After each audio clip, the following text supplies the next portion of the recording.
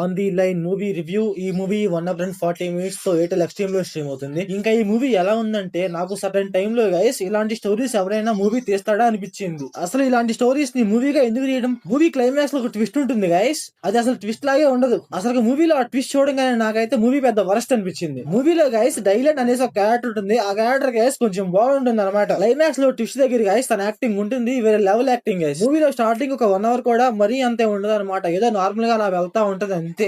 ఒక ఇంటెన్సిటీ ఉండదు. మనకు నెక్స్ట్ ఏం జరుగుతుందో చాలా అంటే చాలా సింపుల్ గా తెలిసిపోతా ఉంటది. ఏముండదు అనమాట, అలా నార్మల్ గా వెళ్తా ఉంటుంది అంతే. ఇంకా ఈ మూవీ ప్లాట్ లైన్ ఏంటంటే మన హీరో ఒక రేడియో కంపెనీలో పనిచేస్తాడు. మన హీరో పిల్లల్ని అండ్ తన వైఫ్ ని ఎవరో కిడ్నాప్ చేశారు అనేసి ఫోన్ వస్తుంది. దాని తర్వాత ఏం జరిగింది, అప్పుడు మన హీరో ఏం చేశాడు అనేసి మన మూవీలో చూస్తాం. ఇంకా ఈ మూవీ ఫ్యామిలీ వాచబుల్ అంటే స్టార్టింగ్ లో ఒకే ఒక కిస్ ఉంటుంది గైస్, అంతే. అంతకుమించి ఇంకేముండదు. మూవీలో ఏంటంటే గైస్ క్లైమాక్స్ లో ఒక ట్విస్ట్ ఉంటుంది అనమాట. ఆ ట్విస్ట్ కొంచెం బాగుంటుంది. కాకపోతే ఏంటంటే ఆ ట్విస్ట్ కోసం మూవీ మొత్తం చూడాలంటే నేనైతే అనవసరం అని చెప్తాను.